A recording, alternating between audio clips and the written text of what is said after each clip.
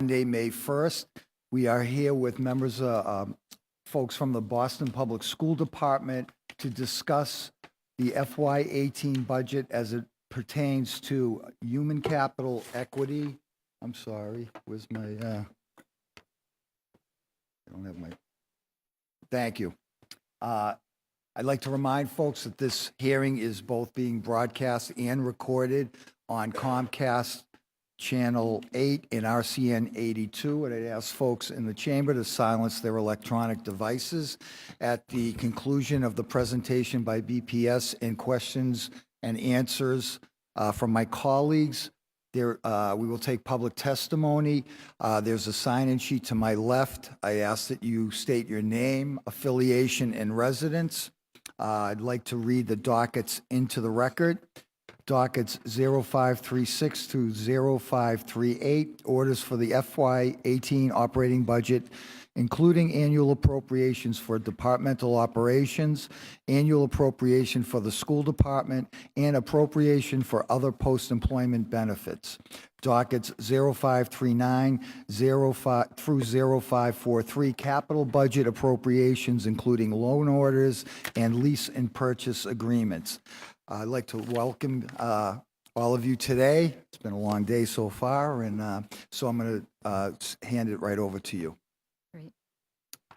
I'm going to start us off today. My name is Becky Schuster. I'm the Assistant Superintendent of Equity for the Boston Public Schools, and I'll be sharing with you the work of the Office of Equity over this past school year. Thank you for the introduction, Mr. Chairman, and it's good to see all the members of the council today. Thank you. I am joined by the rest of the Office of Equity team. Seated to my right is Stephen Chen, who's our Senior Equity Manager, and a bit uphill to the left, I've brought with me our Director of Compliance, Gina Pierre, our Staff Assistant, Grace Jung, and our illustrious Northeastern Co-op student, Abby Plummer, who we are grateful for her service every day. This will be when I conclude this school year, this will be my first full school year with the Boston Public Schools. I came on board in November of 2015. And last year at this time, I shared with you that our work in the Office of Equity falls in 4 categories. We do reactive work in terms of responding to concerns that are brought to us and responding to accommodation requests. And we do proactive work, making sure that we are educating Boston Public School students, parents, families, and employees about their rights and responsibilities related to equity. And that 4th bucket, which I feel is the most important ultimately, which is to be at the table when important decisions are being made by the district to insert a lens of equity, and in particular, racial equity. And I'm going to be talking with you about all 4 of those buckets in the next few minutes, and some exciting progress that we feel we've made this school year. Yes, right. Bam, okay. So I just want to speak for a couple minutes about our budget. You will see that we have a slight increase in our budget for fiscal year 18. In actuality, we are producing level service, and the reason I say that is we did mid-year during fiscal year 2017, I did request of the superintendent for an additional staff member. That request was fulfilled. That's how we brought on Grace Jung, who's our staff assistant, and she will continue with us in the coming year. So we view this as level funding for next year.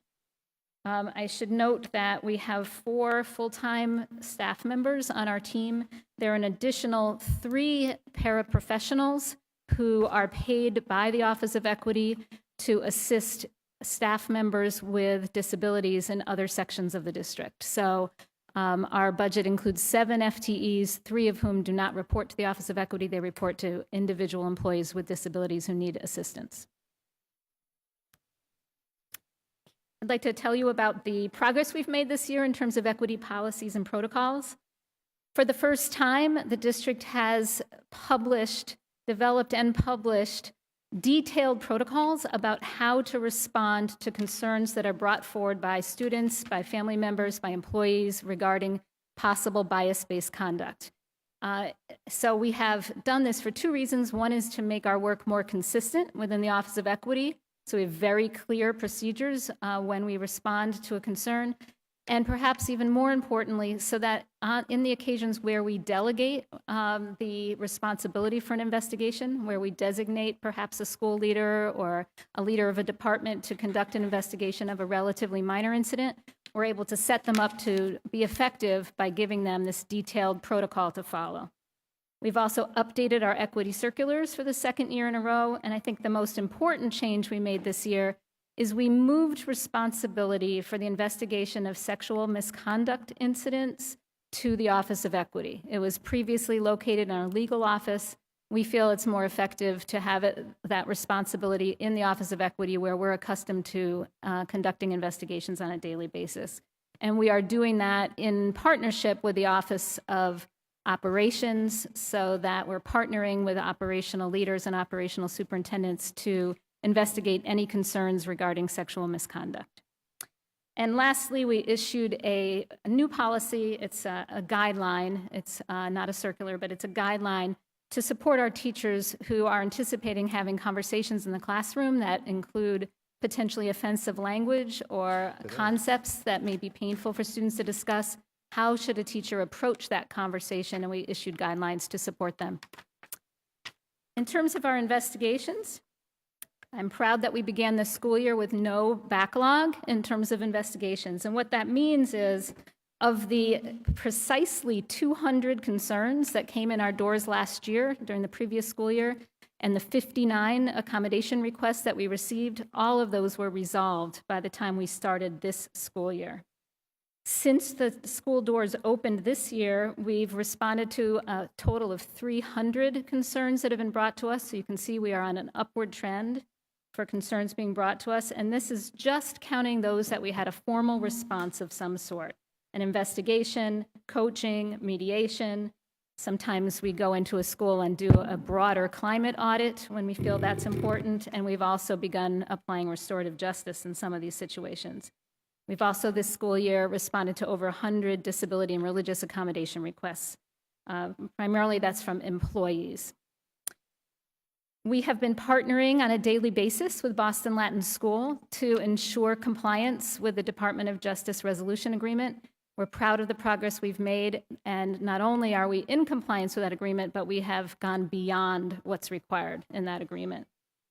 And lastly, in this category, we completed a district-wide assessment of gender equity in athletics, and we are in the process of developing an action plan. And I'm particularly pleased to share with you that last year at this time, Counselors Asabi George and Counselor Presley raised concerns about the locker room facilities at Madison Park and the O'Brien, and we did further investigate that situation. And I'm very pleased to say that this year's capital budget includes a proposed $6.3 million to go towards correcting that inequity. So we're very, very excited about that. In terms of our training and education work, the Office of Equity has conducted over 80 training sessions this school year. The bulk of those are equity protocols training sessions, where we are teaching people who work for the district the very basics of what they need to know. What is a bias-based conduct? How can I recognize when it might be occurring? How do I contact the Office of Equity if I think something along those lines has occurred? And we've conducted those at this point for every single principal and headmaster, for one additional designee in every building, and for all of the supervisors in the central office, facilities, food services, and transportation. We've also rolled out welcoming schools training. This is more aimed at teachers and other educators in our school buildings, how to make their schools welcoming, in particular for students who identify as gay, lesbian, bisexual, transgender, gender nonconforming. But it's a broader curriculum than that, but that is at the heart of that work. And we've specifically conducted gender identity training for 11 schools. And these are generally in the context of a student is going through a transition or perhaps is identifying as gender nonconforming, and the school is looking for assistance to ensure that that student is treated respectfully. Whenever a student in the Boston Public Schools or an employee in the Boston Public Schools has been found to violate an equity circular during this school year, they have been required to go through training. Every time. So for employees, they come to our office for training around how to follow our protocols and policies.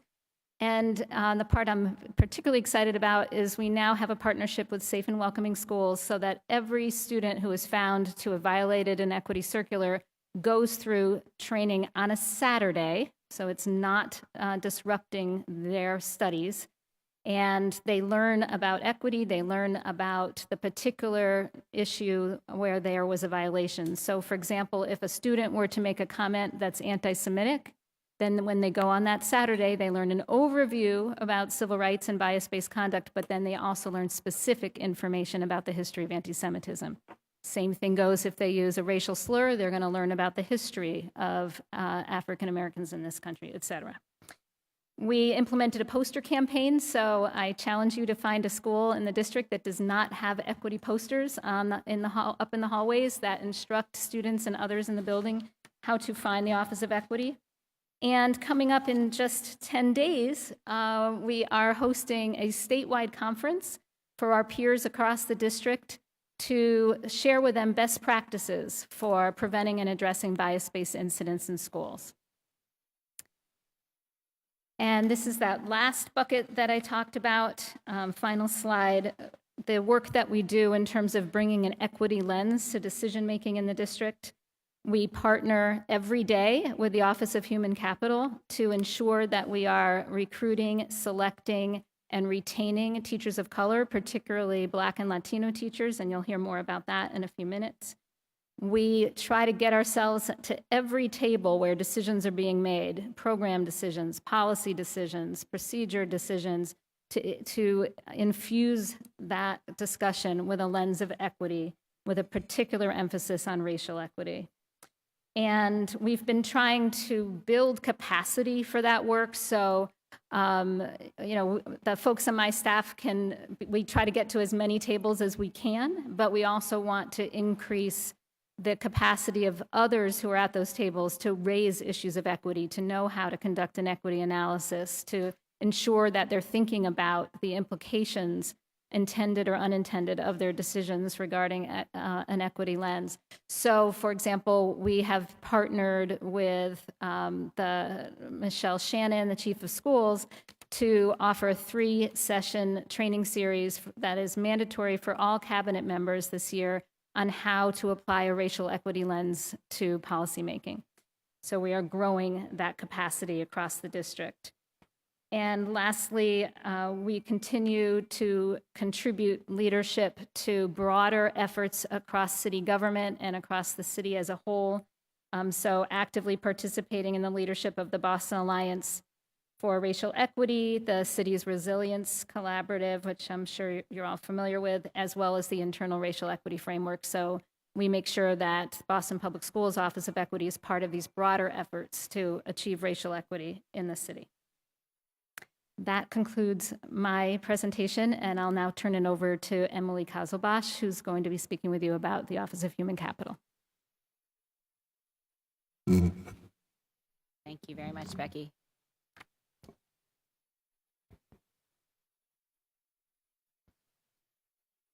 Thank you, Mr. Chairman and members of the council. My name is Emily Calais-Kazelbush. I am the Assistant Superintendent of Human Capital, the office that oversees all functions necessary to support the 11,000 BPS employees over the courses of their career. This includes all of our efforts in recruitment, hiring, evaluation, and retention. I'm joined today by Saren Daly, to my left, Managing Director of Recruitment, Cultivation, and Diversity Programs, as well as a few other members of the Office of Human Capital from our recruitment team and data team and others. Under Dr. Chang's administration, hiring, developing, and retaining great teachers and leaders remains at the center of our district-wide strategy for accelerating student learning. We've laid the foundation and built systems that support schools in attracting top talent, but we must also act urgently and with intention every single day, because we know that much more work must be done to ensure that every student has access to an excellent teacher. Every member of our team is motivated daily to build a workforce that leads the nation in effectiveness and diversity, pushing forward an ambitious set of activities to build off the solid foundation that we've already created. Workforce diversity is teacher effectiveness. These two things are indistinguishably linked. That's what our experience, our research, and our students tells us. We think about our work at two different levels. First, creating the conditions for success at the district level, and then second, partnering with our schools to tackle these challenges one by one. You are all quite familiar with these district-wide efforts, as we've spoken at length in the past about some of the hallmark initiatives of our office: the cultivation of our priority candidate pool, our nationally recognized homegrown pipeline programs, and the fourth year of the mutual consent hiring initiative that has allowed BPS schools to compete with charter schools and suburban districts for teachers beginning in March, when the candidate pool is deep both in talent and diversity. We are committed to these intertwined priorities of effectiveness and diversity because we know that both of these have an impact on student achievement and the future life prospects of our BPS students. Numerous studies have shown that no other school-based factor has a larger impact on student learning than the teacher at the front of the classroom.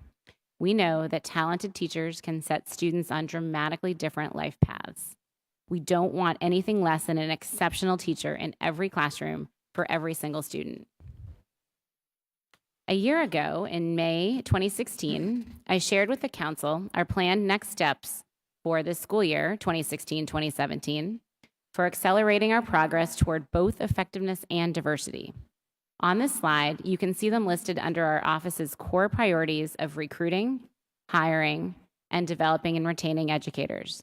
I'll be speaking to our progress on these next steps one by one. Starting with that first bucket, recruit, I want to share some of the work that we've done in this area. This image highlights the extensive expansion of our existing pipeline programs, as well as the additional programs that we've created to fill critical gaps in the talent pipeline. Common to all of these programs is a commitment to increasing the number of strong teachers who are deeply rooted in our communities and who are uniquely prepared to teach in Boston Public Schools. To highlight just one program, we've launched the second cohort of the BPS Teaching Fellowship this past year. We were thrilled to receive over 200 applications for approximately 50 positions in our hardest to staff subject areas of special education and English as a second language. Almost half of our enrolled applicants are people of color, and many come to us already with experience as paraprofessionals or substitute teachers. Now, moving to the second priority area, hiring, I'll highlight 3 accomplishments from over the past year. First, BPS schools are hiring earlier and earlier, to the point that last year, schools filled 82% of positions by June 1st. This outpaces our hiring efforts from the previous year, when schools had filled 56% of vacancies by that time, and is far above what occurred prior to the start of the Human Capital Initiative. Second, the progress that we've made in accelerating the hiring timeline to better compete with neighboring districts has come with costs, specifically the salaries of teachers who do not find a job through our competitive interview process and therefore teach in a suitable professional capacity or SPC role. In order to preserve mutual consent hiring for all schools, BPS has taken steps to reduce the size of the SPC pool to just 47 today, almost half of the size of the group last year at this time. We're excited by this significant reduction, while also recognizing that we still need further, more enduring reform. Finally, as Becky mentioned, we are in the second year of a deepened, innovative partnership with the Office of Equity, with 20 schools to identify and address the challenge of hiring a diverse staff.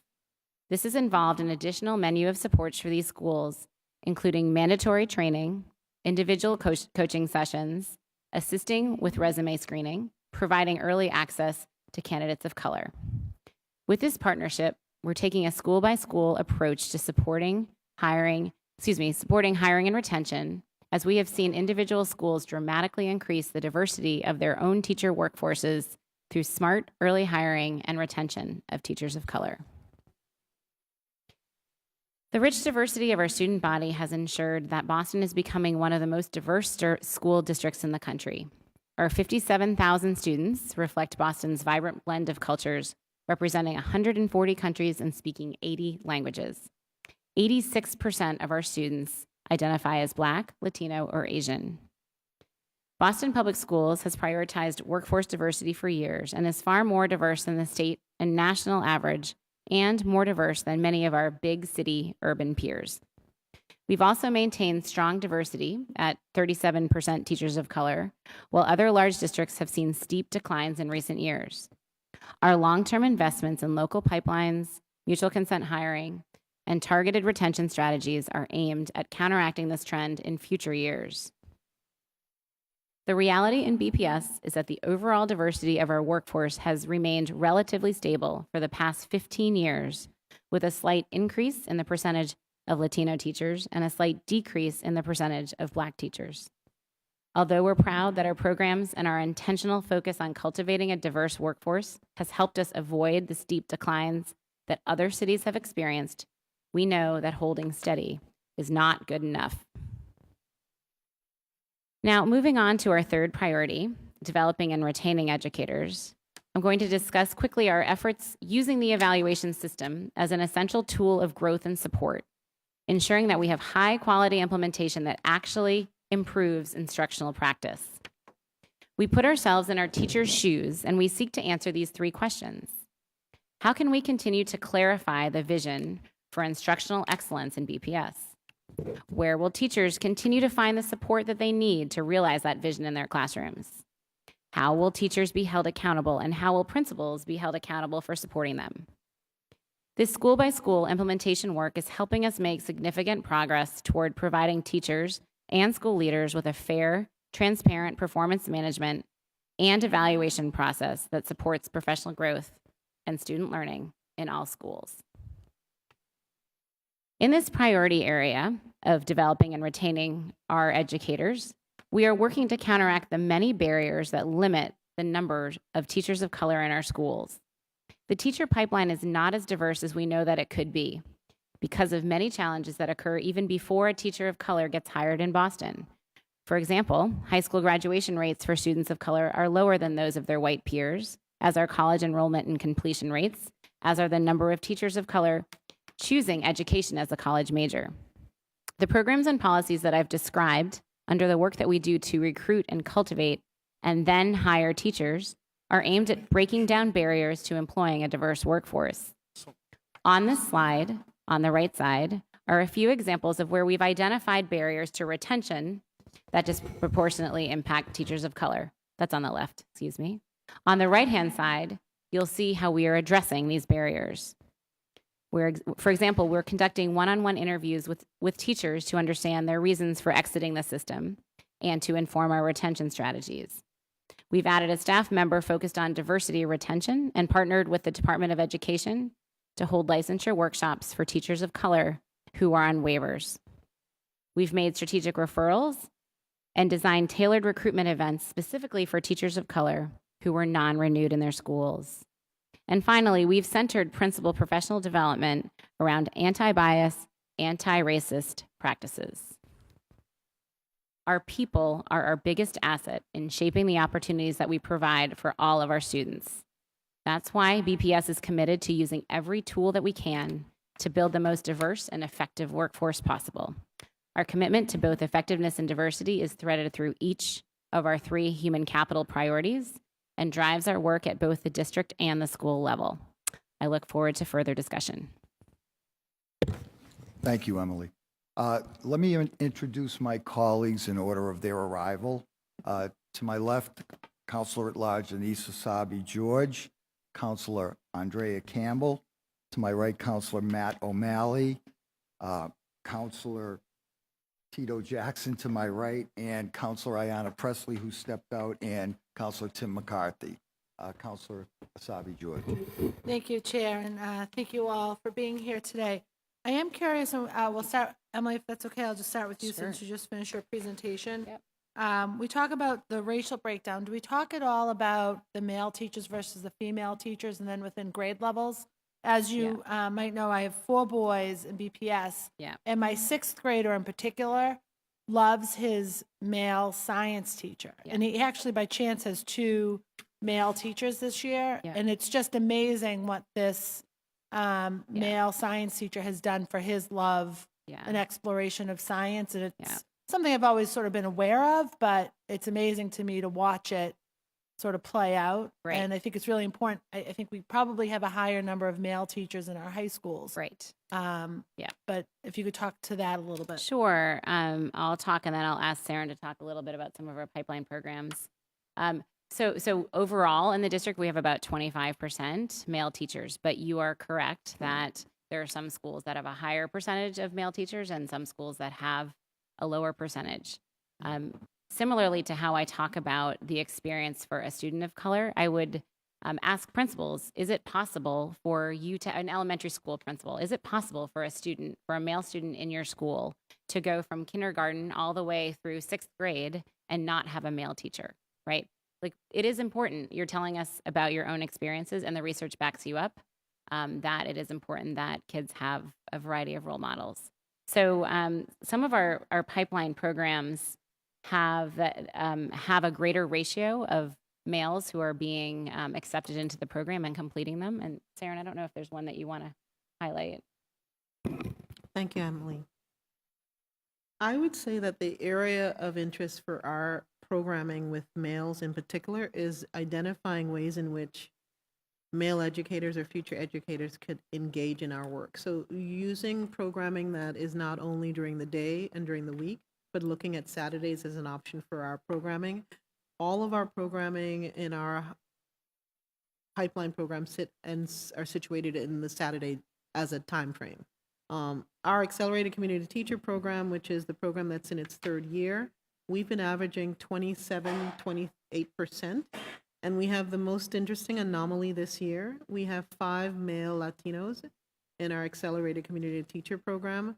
And what I would say with that anomaly is that what it means to me is that there's a lot of communication across our community, that this is a place, that males are encouraged and welcome and supported, and that it's an opportunity for others to see a potential growth into our district. Most of our pipeline programs are paying attention to cultivating our individuals from our community. So as more males come out of our program talking about the value of it, we see that a definite correlation. So, And then what about working, I think about programs like Teach Boston, where I know you from many years ago. What about cultivating them when they're still in our schools? We have our high school to teacher program, and our ratio, we have increased our numbers. It's around 25% as well. But I think the most significant data around our high school to teacher program are our mentors. All of our mentors are male, which is this year, which is a major anomaly, right? So again, when you have that presence in front of students recruiting, we're intending to see a growth in that area, primarily because we're looking at males recruiting male students in their buildings. And then also, one of the challenges I think we face as a district is we find great teachers, and regardless if it's, whatever demographic they're facing, or they fit into, and then we promote them out of teaching jobs. And how do we maintain them in the classroom, continue to develop them professionally, but really allow them to be great classroom teachers as opposed to promoting them out? I think that's just a problem generally in the district. One of the things I would say around that is by having pipeline programs that run on Saturdays, it allows both the teachers who are mentored teachers in that program to be BPS teachers, right? And it also allows our community to be able to engage, because if they're a 9 to 5, 5 days a week. So what I've been intentional about is looking at these opportunities as professional growth opportunities for our existing teachers. Stay in the classroom and be committed that way with your students. And as you're interested in growing professionally, come join us as a mentor or an instructor in our Saturday program, where you can grow yourselves there without having to leave the classroom. So being creative about that. Great. And then, Emily, in your presentation, you talked about the highly desired licenses. Could you just tell us what those are? Sure. They fall in the areas of special education and English as a second language. In Boston, we do not generally have a teacher shortage. When I hang out with my peers from the other urban districts, they do often have teacher shortages. What we hear from principals is that when they are interviewing individuals and looking for especially that moderate special needs license or an English as a second language license, they would like to have more strong candidates. And then, do we have a number of teachers that are duly certified? Yes. And what's the Yeah, percentages on that? I do not have the exact number of our teaching workforce, how many teachers have 2 licenses or even 3 licenses. What I can tell you is that we've had a huge spike in our in our recruitment numbers of teachers who have those 2 highly desired licenses, the moderate disabilities or English as a second language. So the college prep programs our teacher Yeah. prep programs are Yeah. signing up. Yeah, we with have this and really influenced pushing that. it. We've had a great influence over our college prep partners to say when we hire a teacher, we are looking for that second language in either moderate disabilities or ESL. Great.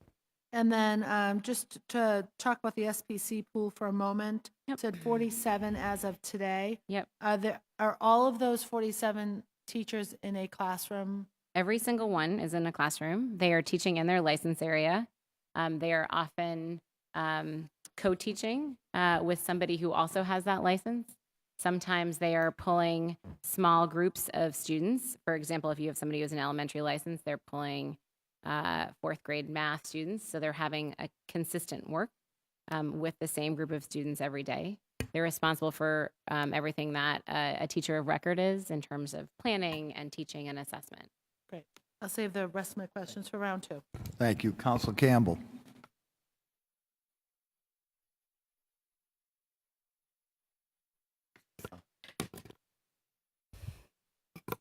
There we go. Hold on. Oh, wonderful. I feel like I'm about to enter into a stage performance or something. Thank you, Counselor Siomo, and thank you guys for your presentation today, and thank you for being here. Some of you I know all day, so thank you. I just had a quick question on the retention, recruitment. On page 5, the pathways, so specifically recruiting, each of these is an existing program to help with recruiting more diverse teachers. When you were mentioning the 200 applications and the 50 positions for 200 applications, which program was that for? So that's the teaching fellowship. So we received about 200 applications. Wow. We pre-enroll. So this is kind of a controversial diagram, Saren. We talk about this. We have leaks coming out of our pipes, and we need to get this diagram right. There is attrition along the way, right, to becoming a teacher. So we have pre-enrolled 95 candidates. We expect we'll have about 50 who will enter the classroom.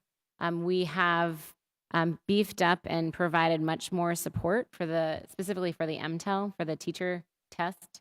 So that's where we're spending a lot of our time, the teaching fellowship. And is there one program in this teaching pathway that just stands out as a real success among all of these programs? These are the programs, as I look at this here, that I've been working on for a couple of years. I would say, in a very succinct way, if you start at the beginning from our high schools and continue on, you end with an opportunity to develop your master's program in either education or educational administration. When I talk about a success, I think about the master's in ed administration. Now, that program is in its 2nd year. We're graduating our first cohort in May.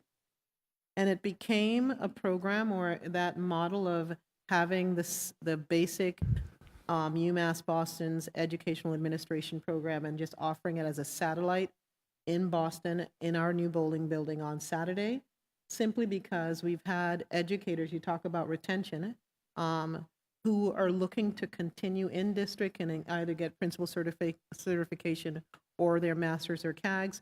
And it was really difficult to do that in addition to running from a campus during the week on campus. This group of candidates, this was the first year UMass had done it in partnership with us. 95% of the cohort of 21 men and women were educators of color in a master's program. 100% of them are Boston Public School employees. Wow. Right? This cohort will be graduating this year, and one of the candidates, Ray Porch, I told him I would tell you and make it public, so Ray, when you see this, anyway. But I'm really proud because Ray is also a member, in terms of retention again, of our Male Educators of Color Executive Coaching Program. And his coaches said to him, if you're planning to lead in Boston, you need to get your certification. 2 years later, right, we have a program that allows BPS and employees to take advantage of that. He exits the program in May, and he was awarded magna cum laude, the highest academic award across all campuses in this educational administration program. And the reason I emphasize that as an area of success is that it is 100% Boston Public School employees. It's 95% educators of color. It is in need and intended to recruit and sustain our individuals here as they pursue their own professional growth. And it's an opportunity for him to get, or all to get, certification. And it's also highly selective and highly competitive. So I would say in a nutshell, that reflects that. No, that's fantastic, and thank you for that overview, and congratulations to Ray. That's fantastic. Yeah. I had one quick question on, I think it was, I'm trying to remember what page here, on page 6, there were the Office of Equity and the Office of Human Capital both focusing on 20 schools. Can you guys provide us a list of what those 20 schools are? Sure. That would be great. And then my last question has to do with Maybe Latin. just before you continue, just Yep. I'll just say the criteria that we apply, so when you get the list, it'll be, I think, more meaningful if we put it in this context, and we can do that in writing as well. But we select the schools based on 2 criteria. One is that there is an opportunity to make a significant change in this hiring season. So what I mean by that is there are enough openings at that school that if we make full use of the hiring processes that are occurring this hiring season, we could actually see a significant shift in the population of, in particular, Black and Latino teachers in that school. And second, where we see that there is room for improvement in terms of having that particular staff reflect the students who attend the school. So when you see the list, I think that will help you frame the why That's those very particular helpful. schools are there. Thank you, Becky. Sure. And my other question has to do with Latin school, not the work you guys are, the ongoing work that you're continuing to do when it comes to the racial climate there, but also Ms. Garrett will be fantastic in partnership in that work, but specifically having to do with the diversity of the student body at Latin school. Yes. I know there's the exam initiative, and we're having conversations about additional funding for that, and the possibility, frankly, of Latin school not just paying for it. Obviously, this is something that all exam schools benefit from. But I just have a question on, in terms of access to Latin school, have we ever considered offering the exam, the entrance exam, to every student who is eligible to take it, and not just to students who are coming out of advanced work class, as a possibility? Yes, so we've been making some real headway on exactly this issue, and we actually are in late stages of the development of a plan to move the testing for the ISEE, the Independent School Election Entrance Exam, to the classroom rather than Saturdays. So that will be, assuming we can make it happen, we have buy-in from the union, in terms of teachers having responsibility for administering the exam. And we're very excited about the prospect of increasing participation in the exam by moving it to the classroom. That doesn't necessarily mean it would open up to every student who is eligible. It would be any student who wished to sit for the exam. So parents would be notified in some way. Exactly. And that's really great to hear, because I think the tricky part is identifying what student might do well on the exam. Right. And no one can really determine that. You know, Right. there may be some great talented students who aren't in advanced work Absolutely. class, who didn't get the luck of the draw, and who could outperform, thereby increasing, of course, the diversity in these Right. exam schools. That's right. Thank you. And when we track students from of fifth grade to whether they end up at one of the exam schools or not, we can see there are barriers at every stage. And so, for example, we had students this year who participated in the exam school initiative, registered for the test, and didn't get there Right. that day. That's not okay with me.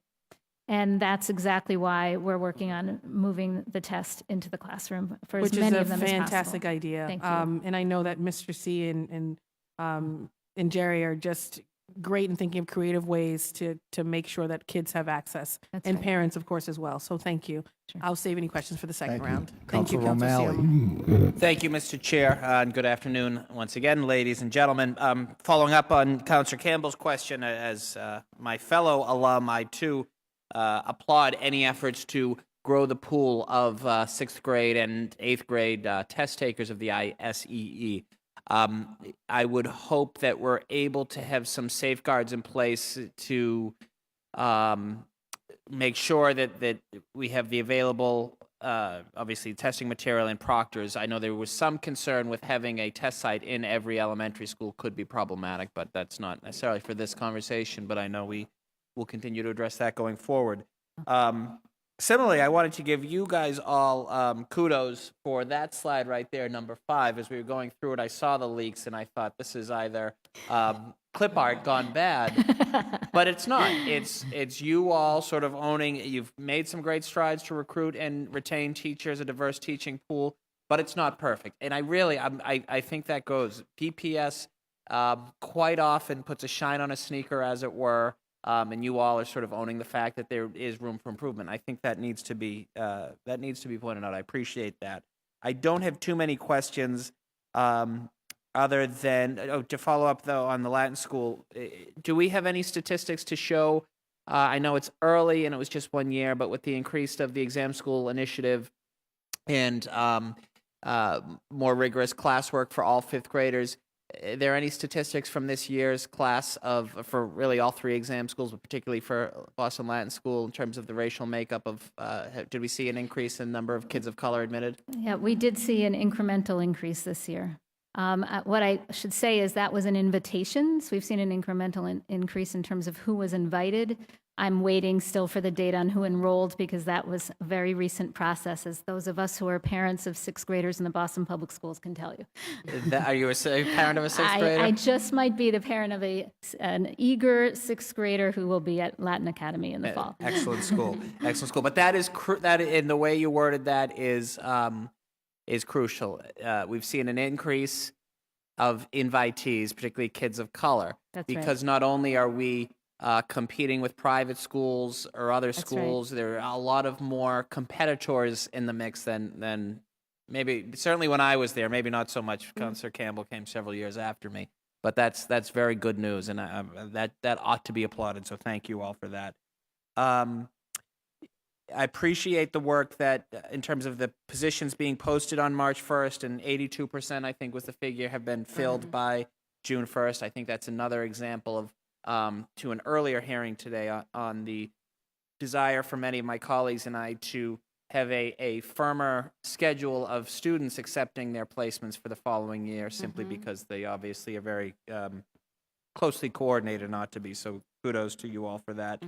Many of my questions had been asked on the excess pool. The number is 47 teachers for this year, Today. as of today. We started at 82 on the first day of school, and we're down to 47. That's great. Yep. And will that number go? I mean, it's May 1st. When do we stop?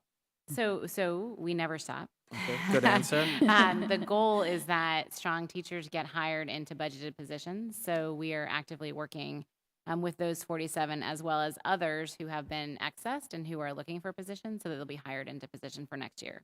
And that's another important note, that just because a teacher finds himself or herself in the excess pool isn't a reflection necessarily of a poor evaluation. It could be a whole host of reasons. Yep, that's true.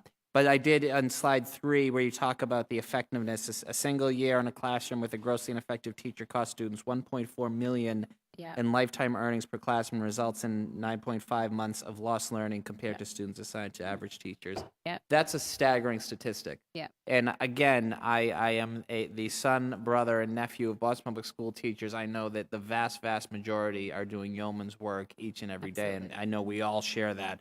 Yeah. But it does, I think, underscore just the deep ramifications that sometimes a teacher who's not in it for the right reasons or isn't able to perform does prove obviously incredibly impactful to our kids. So I know we want to be mindful of that going forward.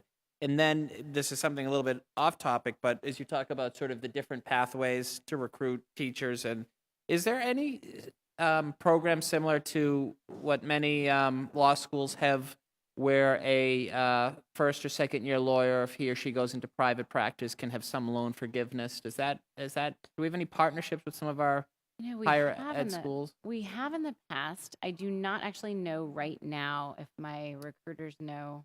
We can look into that for you. I know. would more, it's sort of, Yeah. it wouldn't necessarily be appropriate for us to negotiate that, but as we have the constant conversation on pilot fees, and particularly colleges and universities being tax exempt institutions, I would think there could be an opportunity here to maybe get creative with the WheeLocks and the, BUs and some of the Right. other schools that really offer top-notch Right. teachers, just to encourage and really encourage them to give back. That's So- a key characteristic of the programs that we have begun and run is that they're affordable and Yeah. that teachers are not coming out with crippling loans. And that's what I wanted to make a point of. This slide that's up, at the very end, you see UMass Boston, master's degree in education, and UMass Boston educational administration. Both degrees we negotiated on our end for a very affordable rate in partnership with UMass. So it's sort of not breaking their bank, but also something stabilizing it. So our teachers are both, and future administrators are able to do it very affordably. Well said. I Yeah, it's a absolutely cardinal. agree. Yeah, you're right. So thank you all. Thank you all. And thank you, Mr. Chairman. That's all I Thank have you. now. Counselor Presley. That's round. I'll circle back. Okay. Thank you. Counselor McCarthy. Throw a curveball at me there, Counselor. Thank you. Good afternoon, good evening. We should just stay here we just go right through tomorrow, just get it all? I just have a handful of questions. 82% of the positions are filled by June 1st, which is great. What do we have for a percentage that are filled before the school year starts? Because I remember 3 years ago, that was the big issue. There was a lot of classrooms unfilled.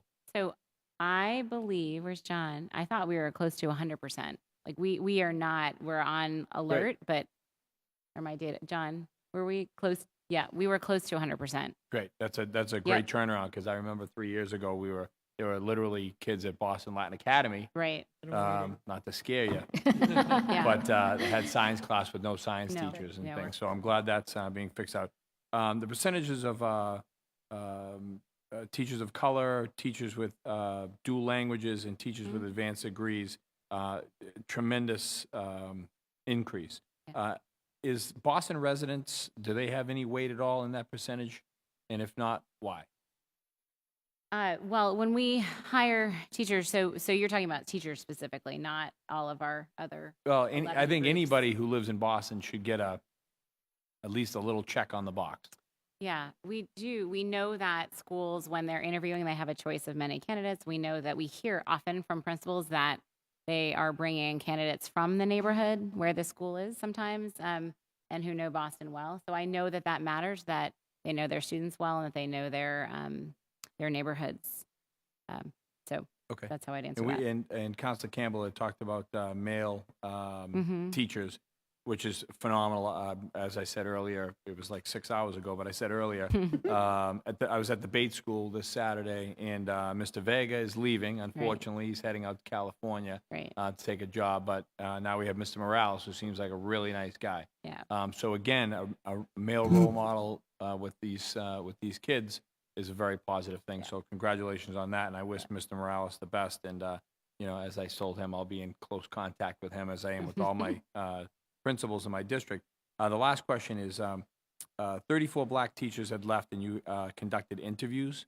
What were the results of that? What were the reasons? What were the causes? I mean, I have my own thoughts, because I know the private sector schools, if they see somebody really achieving and doing great things, they pluck them. It's a lot like a football team, right? Right. You know, if you see an outstanding athlete and you can give him a free scholarship to Milton Academy, well, guess what? Next thing you know, he's leaving the O'Brien and he's heading to Milton Academy, or she's heading to Milton Academy, whatever the situation. What was the results of that? Yeah. So the Office of Equity is leading that project, and we're just beginning it. So I don't have data conclusions for you yet, but I can say that last year we did a similar project interviewing provisional teachers of color who were non-renewed. And the key finding there was that the ability to pass the MTELs was the single greatest barrier to their retention. And that's why we've been partnering with Emily and others in the Office of Human Capital to increase our supports around assisting teachers to pass. Yeah, the Intel exams is a whole nother issue. As a husband of a teacher, I would not pass, not even close. challenging. I mean, some of these questions they're asking for second, third, and fourth grade teachers are just, Right. it's ridiculous. But I know that's a little bit above your pay grade as well as mine. But thank you. Thank you. Counselor Presley. Oh, thank you, Mr. Chairman. Appreciate that. It's a paper here. Okay. All right. Good afternoon, everyone. Afternoon. So for this round, could you just give me the breakdown of current and proposed FTEs and the socio-emotional support staff across the district? Great. Yes, just give me one moment. Okay. Should I continue with my other questions while you do that, or wait? No, I have it here. I just need Okay. to flip to the right page.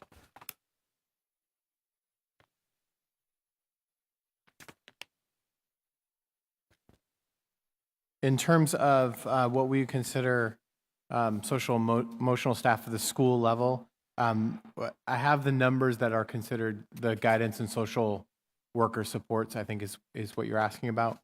For general funded positions, that we have clinicians, 3 clinicians, 21 positions that are considered guidance advisors, 39.4 positions that are considered guidance counselors.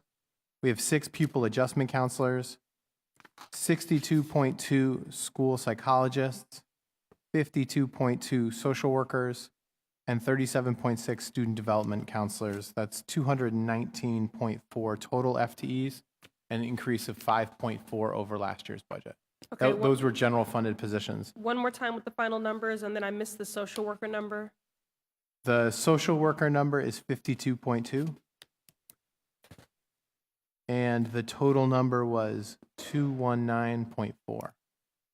And I apologize, when I read the guidance advisor, I believe that I read the all funds number, because we do have an additional 9 positions that are funded on external funds, but the guidance advisors was 19, was that line item. So those are all the positions that when we look through could be fit into as guidance and social worker supports for students. Okay, all right. And just, this was mentioned earlier when we were speaking about nurses, but I just want to make sure that I'm clear in my overview here. So by my read, there are 118.7 in the operating budget and 3 in the external budget, putting us at 121.7 in total. So if I ask the question backwards, I'm asking, what are the total FTEs for nurses in this year's budget?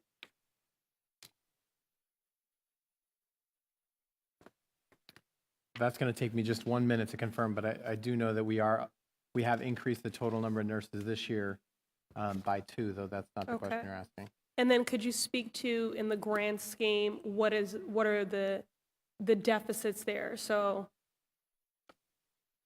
since I don't have a mapping of what schools are nurses in, I don't want their time to be split. I want one for every school. So what number would we have to be in order to have one at every school?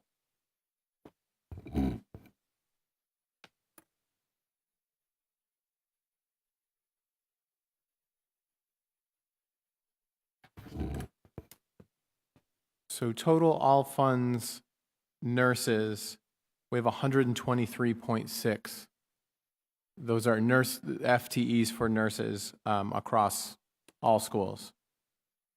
In terms of the second question, which is how many nurses we would need in order to get a 1.0 nurse at every site, Yes.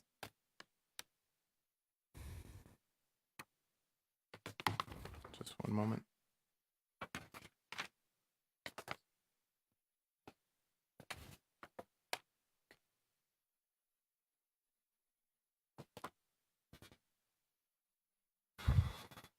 I'm going to get that number and then follow back on that Okay, question in all one right. moment. That's very, very good. And our truancy officers are referred to as people adjustment officers. Is that correct? I think I was just told there are 6 people adjustment officers. Is that different from truancy officers or the same? Oh, sorry. I didn't know you meant you were getting it right now. I apologize.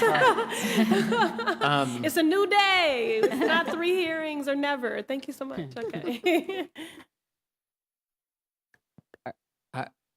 Do you have No, were you going to answer? Truancy. the truancy officers? Those are not. People adjustment?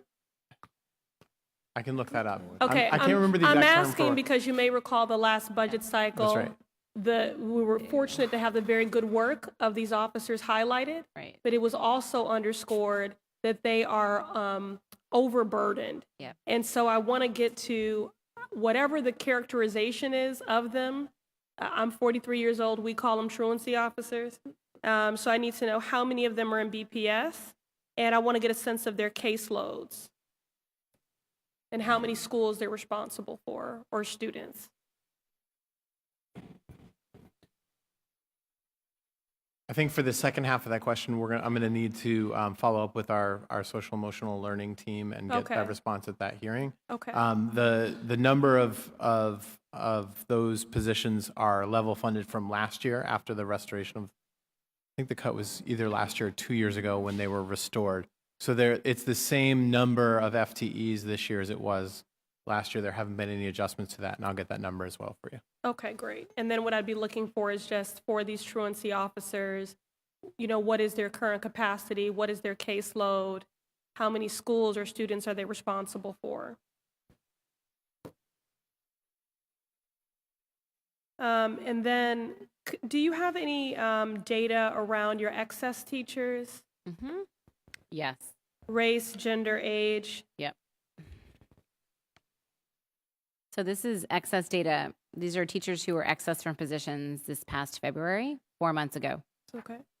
We had exactly 400 teachers receive excess notices. So these are teachers who are notified in February that they're not currently sitting in a budgeted position for September 2017.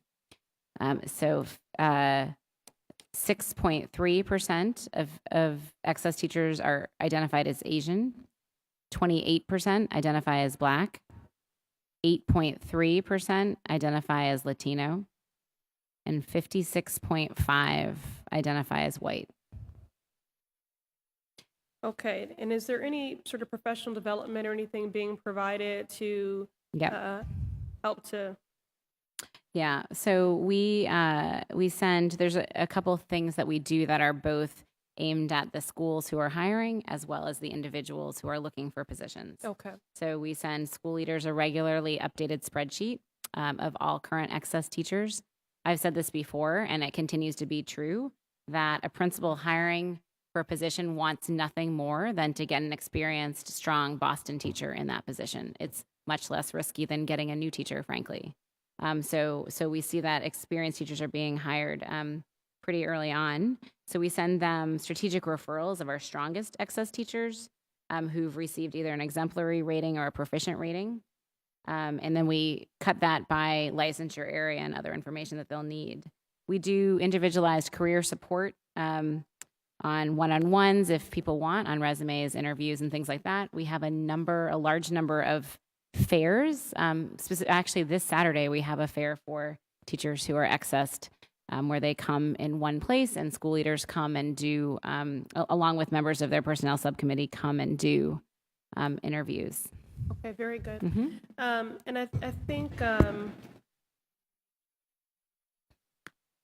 I have a couple of other questions, but I'll hold. I just wanted to just say how much I appreciate the active response and integrated approach to many of the things that were raised in the last budget go-round, specific to training, responsiveness. I thank you for responding to our Title IX concerns specific to Madison Park. We have those for across the district, but this is an encouraging, first step in that direction to address those disparities in facilities, boys versus girls.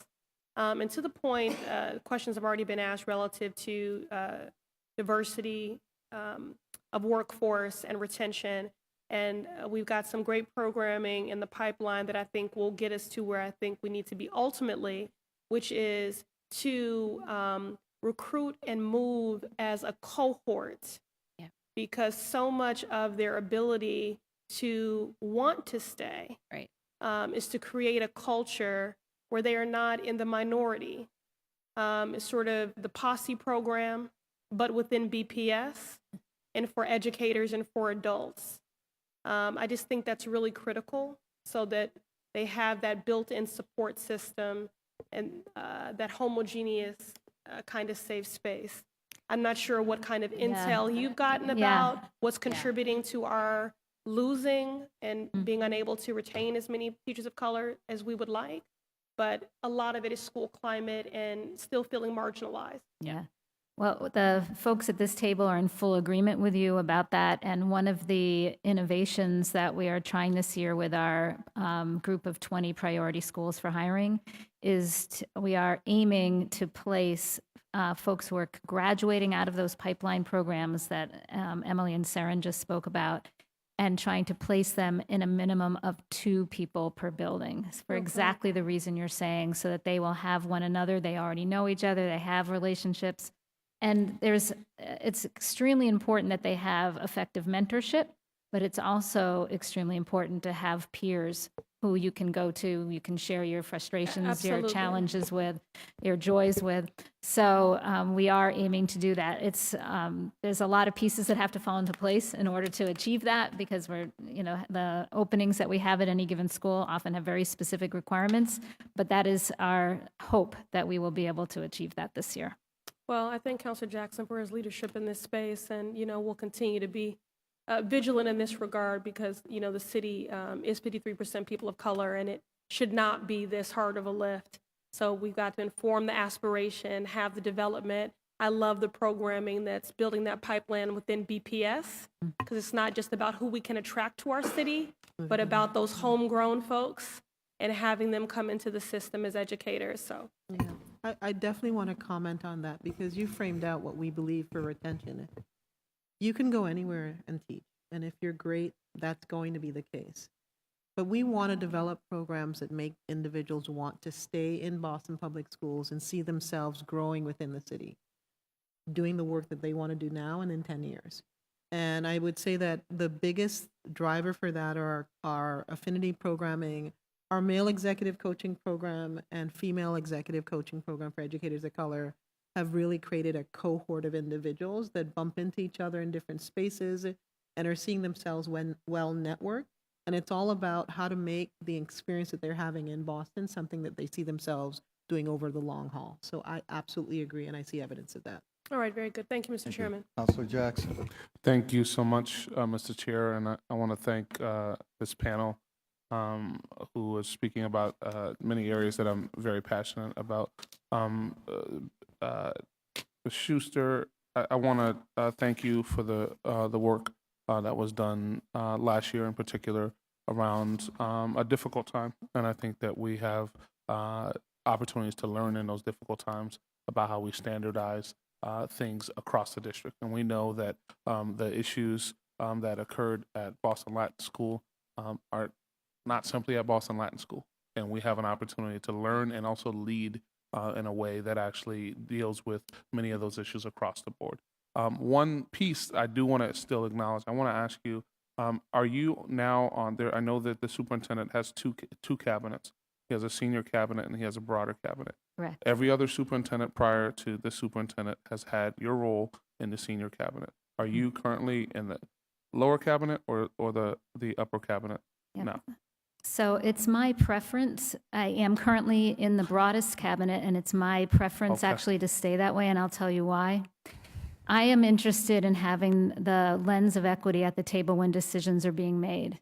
The decisions tend to already have been made. By the time that they get to executive cabinet, there's a review, but it's not the decision-making body, and that's where I want to be. So I'm not going to tell you how to do your job, but I would just simply say this. I'm a history major, and history does play out here, and it is critical. And the people who are in that cabinet, my friend likes to say, if you're not at the table, you're on the table, or you're on the menu.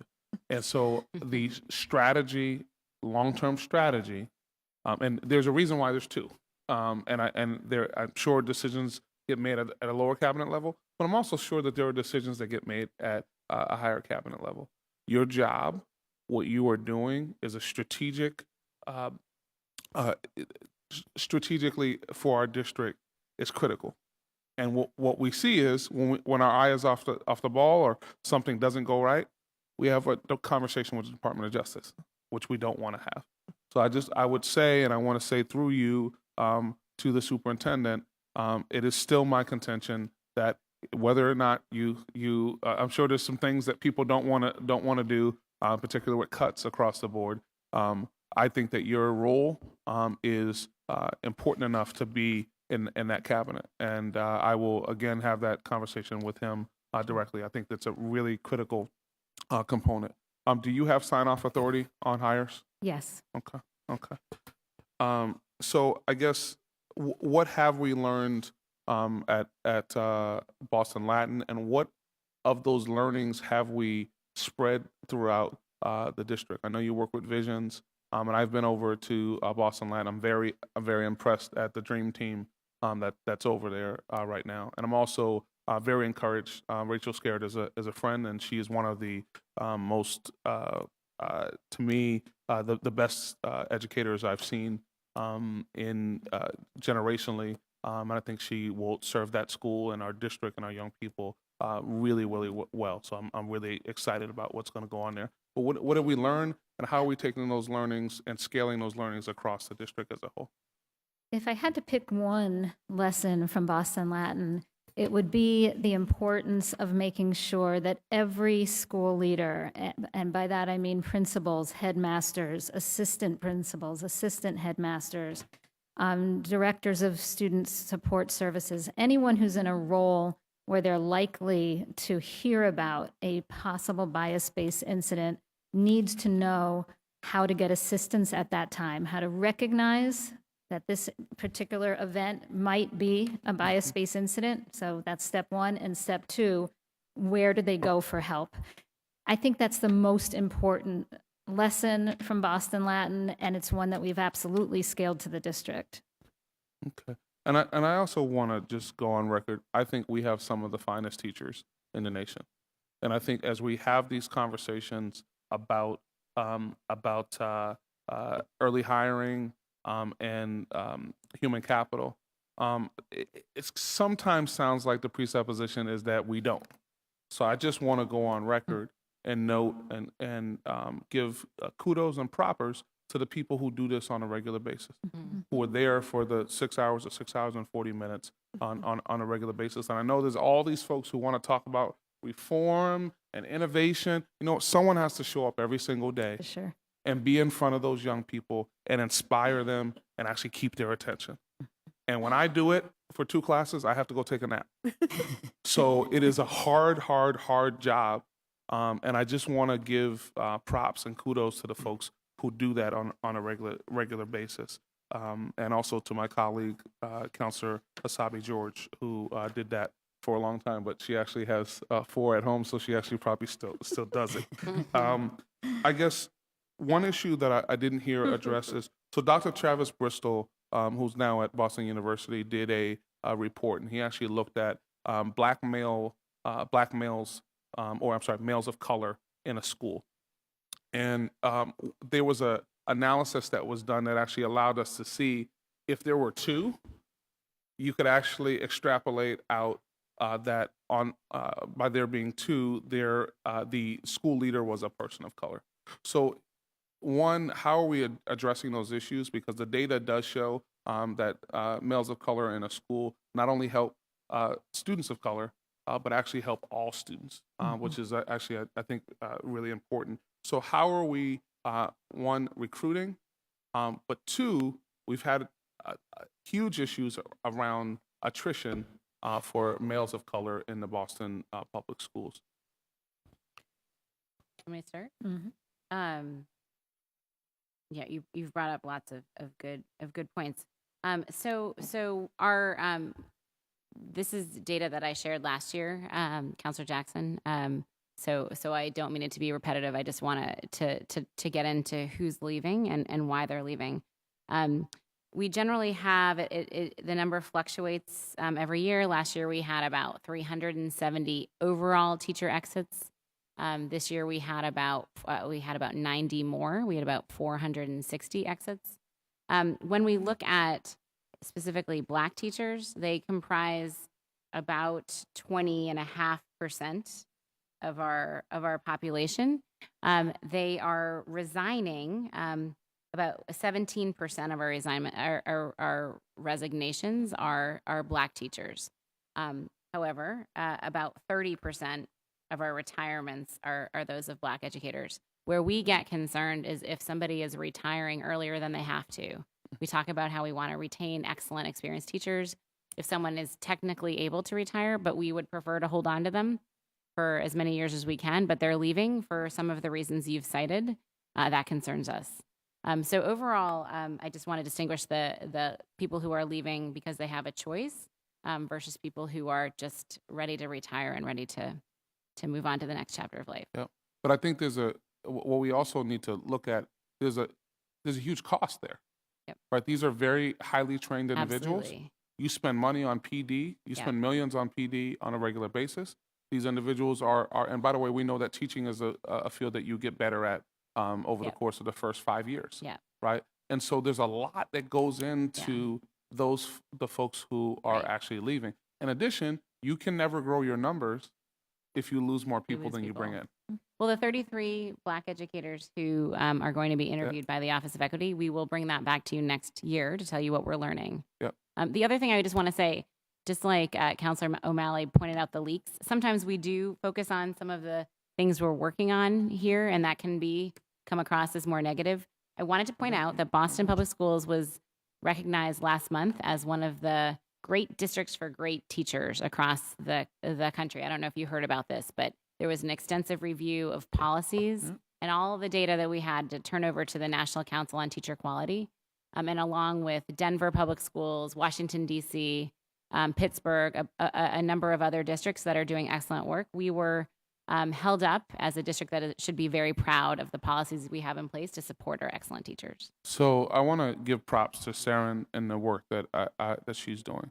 Good. And I want to ensure. Well, first off, I've gotten to go to the paraprofessional trainings, which to me is just a layup, right? So these are folks who are working their butts off and aren't making a lot of money, and they show up every single day, and they deal in some of the most difficult situations in EI and substantially separate environments.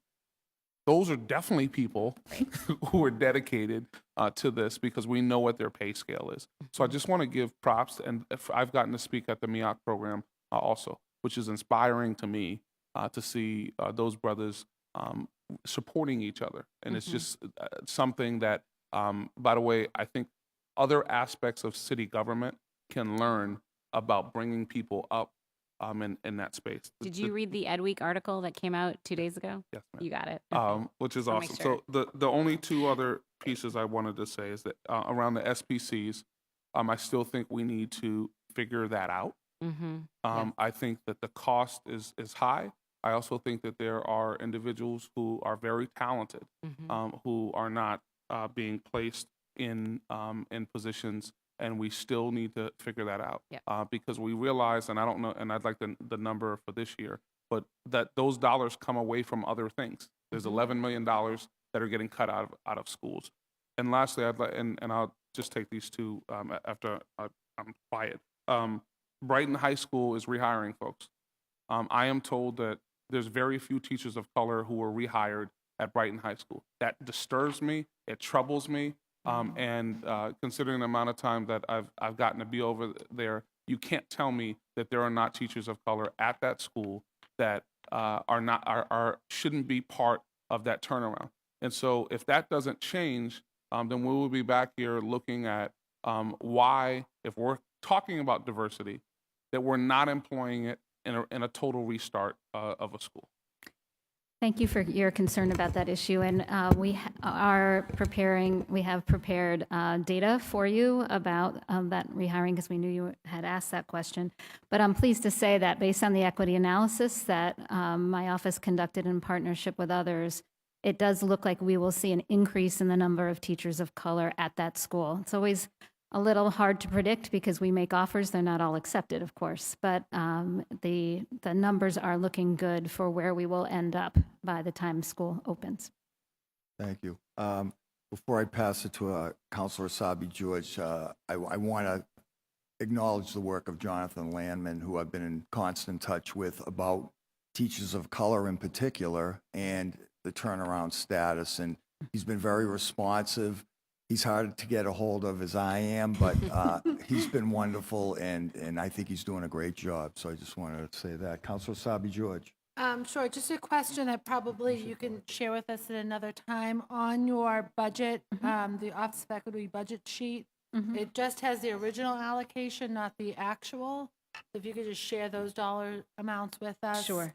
And then I'm assuming when you say for fiscal year 18 level service, I'm not sure what that means. What it means is we have the identical budget from All last right, year. so the original reason- allocation changed to what Exactly, FY18 because is. midway through Okay. 17, I made a request for an additional staff member and was provided with that Okay. position. All right, so I see it. All right, then you don't have to share that with Okay. us. And then my other question is on safe and welcoming schools. Why aren't all of our schools considered safe and welcoming schools? Okay, so if you're referring, which slide are you referring to? I'm on the second to last page, but you referenced them. It was something we talked Where I about talked about the last year, too, training? but it's like a selective group of schools. and I Okay, don't- the I- welcoming schools training, is that what you're referring to?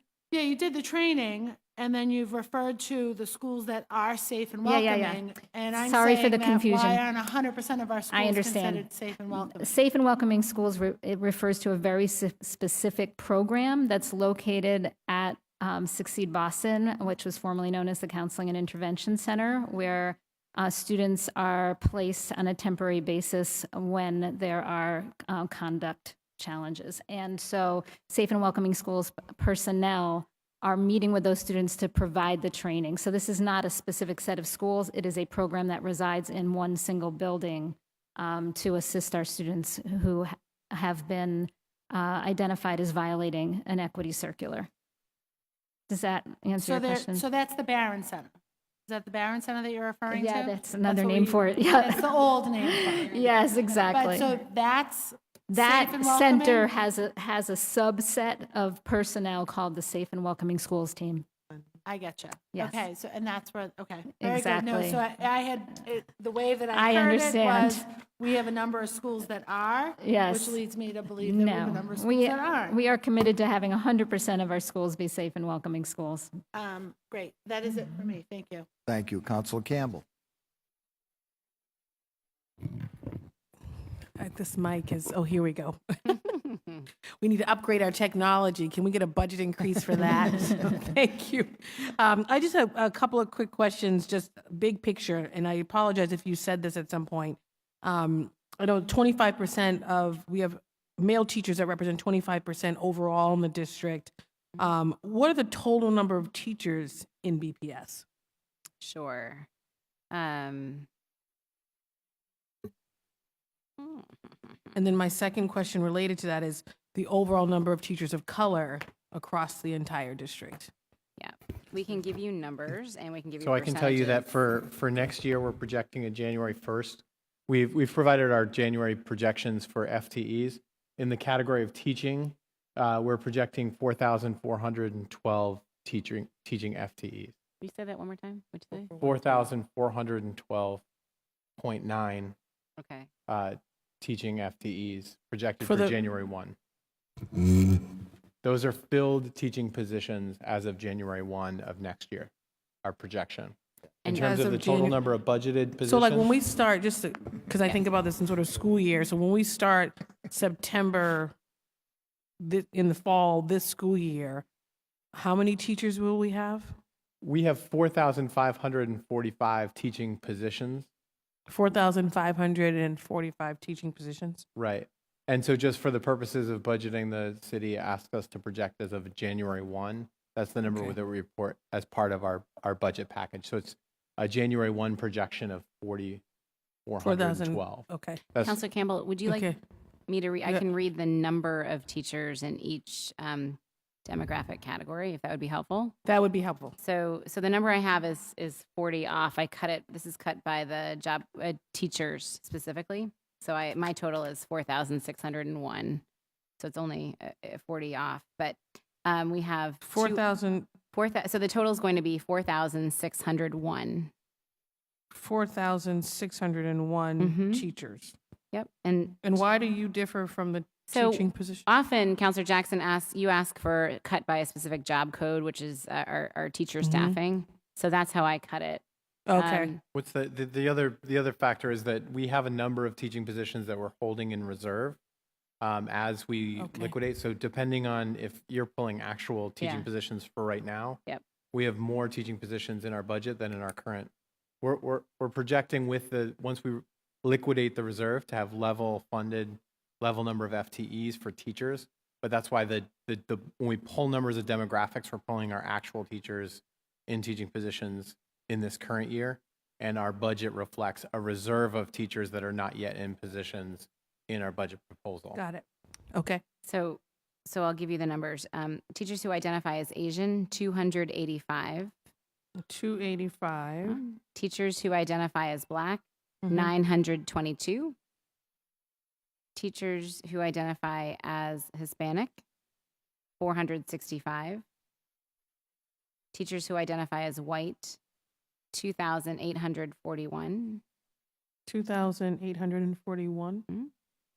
Teachers who don't specify are 73. And people who say other, 15. I'm happy Okay. to give you percentages or provide it to you afterward. No, if okay. you'd No, rather. that's extremely helpful, Okay. just to put everything in sort of context, not only the work that you guys are doing, but also the Office of Equity Yep. and the entire BPS team. So thank you for that. Thank you, Counselor Siomo. Thank you. guys. Counselor Jackson.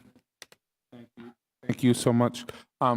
If I could get from the Office of Human Capital an updated report of the data that we have been running in our working sessions, which actually gives information by the number of times occurrence. I don't know what the specific Proportionality. the proportionality component. I Yeah. think that would be very, very helpful. Sure. I guess one of the other aspects of this that I wanted to hear a little bit more about is are we expanding? So we talked about programs that are working. So MEOC is a program that's working. Some of these programs around paraprofessionals are working. Are we expanding the number of seats in those programs? If we're saying that we want to, Right.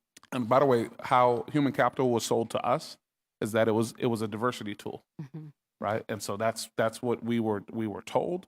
And so I guess my question is, knowing that going to see some of these groups and understanding the diversity there, are we making expansions? And in addition, are we dealing with the obstacle of the fact that if you don't have a degree, you can get tuition reimbursement Yep. for an education degree? What's the most disjointed and confusing thing to me is that if you do have a degree, It's harder. you actually don't get reimbursement to actually get this, right? So I think in terms of the ability to build our bench and look at, and one of the things that you also have some data on is how long people stay Right. right? I think if we're the ones that are kind of bringing folks up and kind of into, you know, through the proverbial minor leagues into the major leagues, there's that connection there. Right. So can you help us understand, one, the size of these programs? Has there been any increase in that space?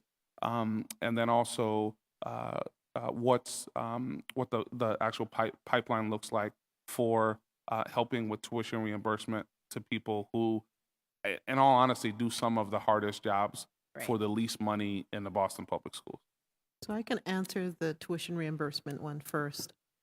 Yes, we do have a program called Degree Completion, and that concept simply is gathering in institutions across the city and some out of the state, actually, who want to provide and do provide BPS employees with a reduced cost for their undergrad.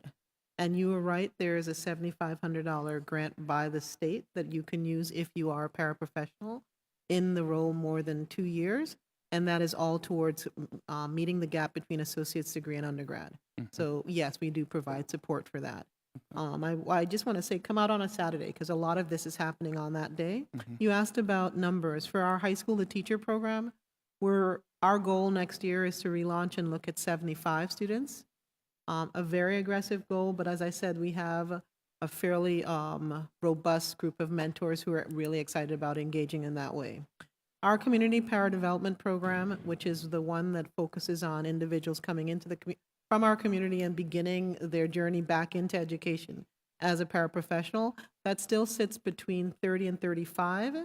And what I would say for that cohort, we will probably maintain the same, and I'll tell you why after I go through the numbers.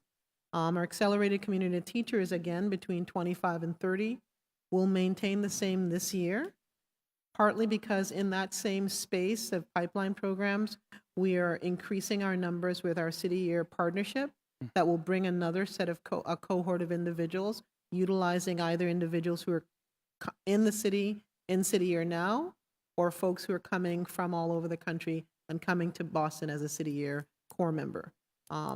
Our fellowship program, as we noted, our goal is to have had a minimum of 40 candidates coming out of that program, and we've also put, and I will put it on record, our commitment is a minimum of 50% of those candidates are candidates of color.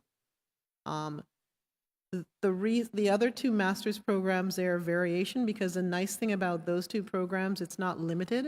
Individuals who choose to do their master's can take advantage of the strategically reduced cost, so that's really, it's growing anywhere between 20 to 30, but that's something that grows on its own. The reason I'm making a clear statement around the BPS paraprofessional program and the accelerated community teacher program, our focus this year is closing the gap between candidates coming out and making sure they're into schools.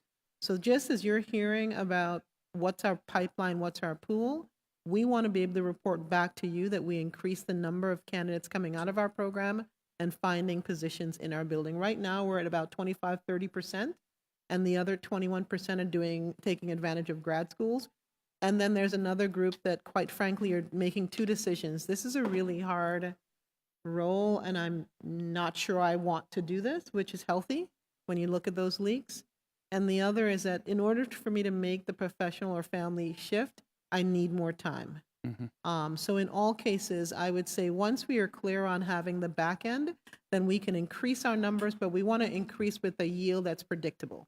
And right now, year 3 of all these programs, we are getting a good yield. We can get good to great, and that's what our work is for the next coming year. And I think that, again, we have an opportunity to build our own homegrown team here. And again, we know that the numbers don't actually exist in the schools in Boston. They just simply don't, even when you look at BU. So I think that's a critical component. Also, I think we should also be looking at opportunity to hire goals, right? Because it's one thing at Brighton High, they're turning over, and at Excel High, they're turning over a whole staff.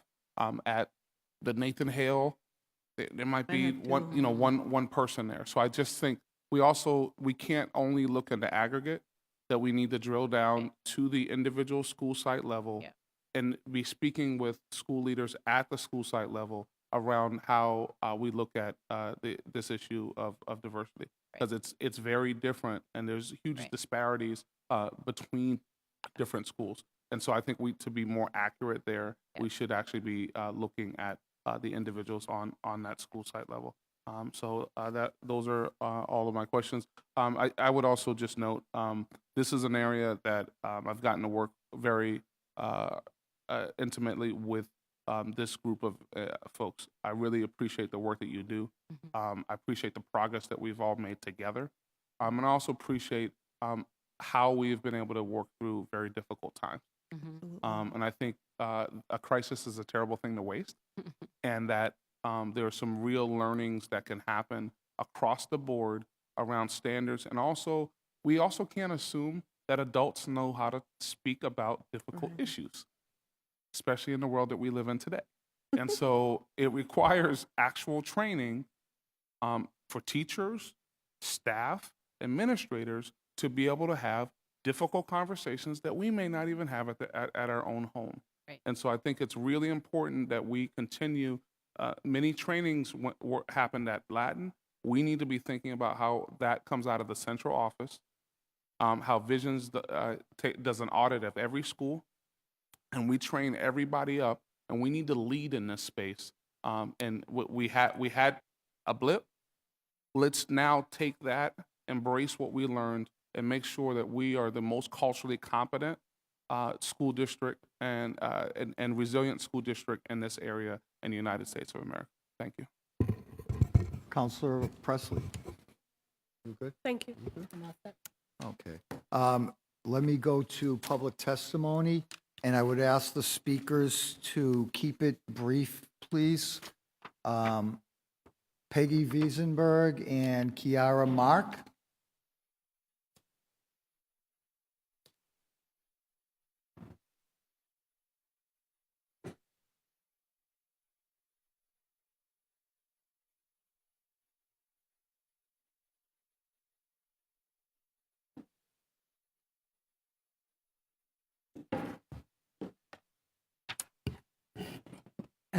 Good afternoon. I'd beg your indulgence. I actually did my homework and prepared some different issues than have come up today on this topic. One, I'd like to say that today is May Day, a day to rededicate ourselves to social justice and fair treatment for all working people, including immigrants and refugees. I want to commend the unafraid educators of the Boston Public Schools who creatively and carefully are making the Boston Public Schools a safe place for all students and families. To attract and retain high-quality, diverse, culturally competent teachers and staff in a competitive K-12 environment, our city needs to pay our most valuable resources, our teachers, paraprofessionals, nurses, guidance counselors, and other members of the union, excellent salaries and benefits. The absence of a contract with the BTU is a deterrent to hiring top-notch and diverse talent. BPS has fewer Black teachers now than last year. Emily mentioned that earlier. We're still short of the requirements of the outstanding court order entered in the federal school desegregation suit years ago. I actually worked for the Lawyers Committee for Civil Rights as the lawyer for all the Black and Latino police and firefighters. Others were working on the school desegregation case, but that order still stands, and this school district is below those targets. In recent years, school leaders have been given more hiring autonomy, yet the district remains the employer of the teaching workforce and is bound by that court order. What guardrails and accountability measures are the superintendent and his human resources and equity offices putting in place to ensure that every school leader reaches and exceeds hiring and retention milestones to ensure our students at every school, as Counselor Jackson mentioned, have a diverse set of role models who inspire and enrich intellectual, social, and emotional intelligence?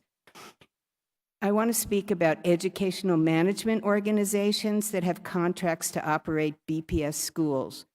These contracts are expensive. They give EMOs hiring autonomy, again, even though teachers and staff remain employees of the district. BPS is paying, for instance, the Plan for Excellence at least $500,000 a year, every year, for 3 years, in addition to the general allocation funds to manage the Dearborn School. BPE was given hiring autonomy to increase faculty as BPS increased student enrollment, to add a grade each year to convert a middle school to a grade 6 to 12 STEM middle high school. The current memorandum of agreement is due to expire June 2018. The parties have the option to extend that MOU, but it would behoove the city, on behalf of our taxpayers and our school system, to negotiate a timeline and steps to return management to the BPS and the community stakeholders who dared to dream and are waiting to welcome the opening of a new school, 21st century school building, September 2018. Blueprint Strategies' 3-year contract to manage the Dever Elementary School will not be renewed. Thank goodness, due to problems that have arisen during their tenure. I will, in the interest of time, skip to my next point, but my question is, will teachers and staff at the Dever be retained and supported, or asked to be reapplied or replaced at that school when the school reverts to the superintendent's rule, reign? UP Educational Network has a 3-year contract to manage the Holland Elementary School, also known as UP Holland, UP Academy Holland. That is due to expire June 30th. Reportedly, the DESE commissioner said he expects UP will continue as the receiver after June. What has UP done with respect to hiring and retention of teachers since it was appointed as receiver? According to DESE, staff retention rate in 2015, when it took over, was 3.6%. The staff was let go and they hired. No comparable staff rate retention data is available on DESE website for the years UP has been there. But during those 2 years, DESE reports there were about 83 FTEs at UP Holland, yet there was a significant decrease in African American staff, down from 29.9 to 21.9 FTE, and a significant increase in white staff from 40.9 to 46.8 FTE, even though the percent of African American students and white students remained about the same. If the MOU is extended, what benchmarks and accountability measures or clawback clauses will be included with respect to the hiring and of staff and retention of Black educators? BPS budget, which you've heard, cuts central office staff. Therefore, it is all the more important that our central office employees are dedicating their services to ensure high-quality education for 57,000 students in 125 schools. While the mayor frequently speaks of being the mayor of all school-aged children in Boston, this budget before you is the city budget for the children of the BPS. To this end, it is important for this council, and I look to the chair of Ways and Means and the full council, it is important to the council and the public that BPS provide transparency and a full accounting to quantify the time and labor that BPS employees spend on the business of the Boston Compact, a private entity, I repeat, a private entity that operates outside of government, but that includes the mayor's education chief, representatives of the BPS, the Boston Charter Alliance, and Catholic sector. The compact has 2 paid staff, but it relies on over 24 BPS central office staff, including but not limited to, and I've given you a list, but for the TV audience, it includes for example, the superintendent, the managing director for external affairs, Monica Roberts, who you heard from earlier, the assistant superintendent of engagement, this former superintendent of operations. It includes strategic planners, transportation officials, Ms. Quazalbast, who's sitting before us as the assistant superintendent for human capital, as well as people from the Evaluation, Data and Accountability Office, and the Office of Opportunity and Achievement Gap. These BPS officials and others are working on a variety of compact initiatives that are fiscal, including bold changes to special education, creating perhaps a special ed collaborative, offering fee-for-service menu to charter and Catholic schools, establishing a shared fund that schools can access to build capacity, one set of enrollment policies, one common application and lottery system for district and charter schools that compete for students, dollars, seats, buildings, notwithstanding the fact that the city is about to invest taxpayer dollars, as we discussed, thank goodness, to finally hire an independent consultant to do an equity analysis of the new home-based assignment plan that BPS adopted 4 years ago.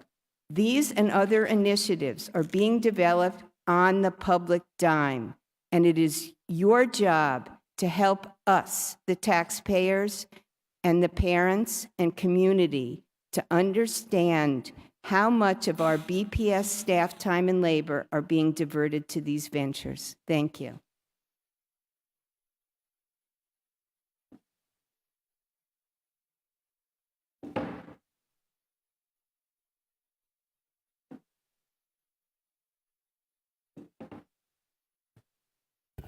Hello, my name is Kiara Mark, and I'm just going to make my statements very brief. First, I'd like to thank Peggy for her testimony. And secondly, I just wanted to address that as far as available teachers or qualified eligibility for that, there are a lot of people of color who hold specialized degrees in things like psychology and sociology, and with a proper initiative, potentially anthropology, which are all areas that would be able to potentially address some of those classroom disruptions that are allocating resources or requirements similar to a special education licensure, where a psychology degree, you're focusing on how the brain works, a sociology degree, you're focusing on how groups of people interact, and anthropology is cultural in general, so that might be able to alleviate certain requirements or be something that you can substitute for the special education certification if an individual already has a specialized understanding and it's just not being looked at in the same light as the additional certification in special education, as well as for English as a second language, similar to when you go to take a placement test for college. If somebody who already has this clearance to determine whether or not you are fluent enough and have that capacity to be able to teach somebody English as a second language, is also an alternative for that ESL certification that seems to be very desirable within the budgeting that's spent for hiring BPS staff or teachers. And also, an additional thing that could be looked at is when, similar to when we make MCAST a requirement for testing, if somebody is to join a branch of the military, the testing that they have for that is specific to determine styles of intelligence, and that might be a way to potentially allocate certain students to certain areas so that you can increase that form of morale in letting it be known that they might have a specialized intelligence in this specific area. And that way, if a vocational school is necessary to help guide them towards a prestigious career and whatever makes sense for how their brain functions, that's a way to look at specialized education. And I just, for the record, I'm not a teacher by license, but I'm a teacher by nature. And if you're eligible to, similar as was mentioned, that there are programs where you can take somebody from one certain degree level to another, especially with the initiative from BPS to if we're focusing on homegrown, and we start at BPS, and you're allowed to go to a community college and receive your associate's degree, and to then to remain in the community while growing yourself and keeping your roots truly here, it creates a larger sense of community, which might be able to alleviate other things within the Boston budget as far as police force is concerned. Because if we're truly making this investment in education and we're making sure that the community is all holding each other accountable and that the roots are stabilized from a good foundation, the need for excessive crime, the need for excessive policing would potentially go down if we're eligible to make sure that it's a community standard, that the crime rates that are potentially the causation for a need for all the spending that does get spent on the Boston Police Department's budget, those costs could be alleviated and then potentially reinvested into education, so that we're keeping a strong base here, which would be another reason for us to continue with the real estate boom that's happening, for people to want to come to this city to grow their families, because it's already a strong culture that's embedded from the start. So I think if we truly make education a priority of an investment and treat it as such, you would be able to see a lot of the things that are causes for additional spending in other departments be alleviated, and make education more desirable for both staff and students to participate in. Thank you. Thank you. That concludes today's hearing on equity and human capital. Yeah, sure. Thank you so much, Mr. Chair. Through the chair, I would like to request the information that Peggy asked for. I think it is critical to understand financially who is involved in the Boston Compact, and what their actual hours are relative to that, and any supports that the Boston Public Schools is giving to the Boston Compact. And I think it is also important to note that, as Peggy did note, that we do have fewer Black teachers than we did last year, and that we are still under the Garrity decision. And there's a great deal. It's one thing to get steady, but it's another thing to get to where we're supposed to be. And in schools, we have high standards for our young people, but we also have high standards for our adults and the district as a whole, to hold to the standards that are out there. And so I think, again, through the chair, I'm requesting that information be shared with the council as a whole relative to the Boston Compact. Thank you. Thank you.